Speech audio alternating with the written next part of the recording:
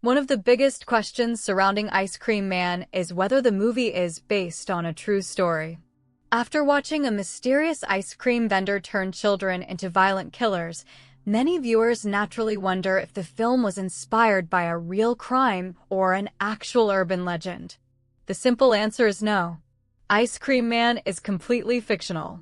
The film is an original horror story created by Eli Roth, who directed, co-wrote, and produced the movie alongside Noah Belson.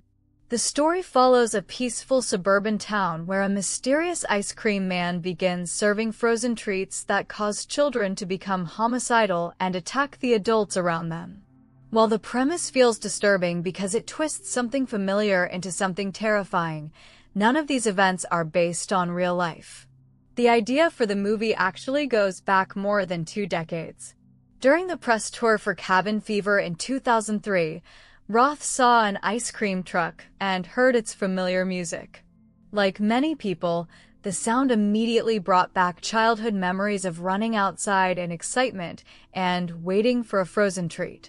But because he was already immersed in the horror genre, his imagination took that innocent memory in a much darker direction.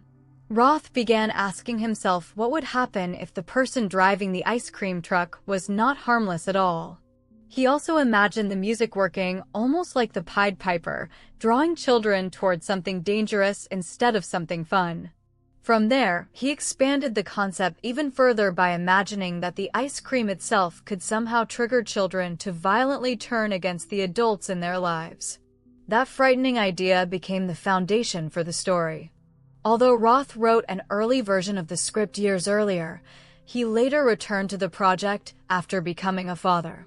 At that point, the story took on another layer. Instead of focusing only on the horror concept itself, he became interested in the fear that every parent understands. The idea that an outside force could enter a safe neighborhood, reach children despite every effort to protect them, and leave parents completely powerless became a major influence on the finished film. Because of those personal inspirations, some viewers have assumed the movie must have been inspired by a real tragedy. However, that is not the case. There has never been a documented incident involving an ice cream truck serving treats that caused children to become violent, nor is the mysterious ice cream man based on a real serial killer.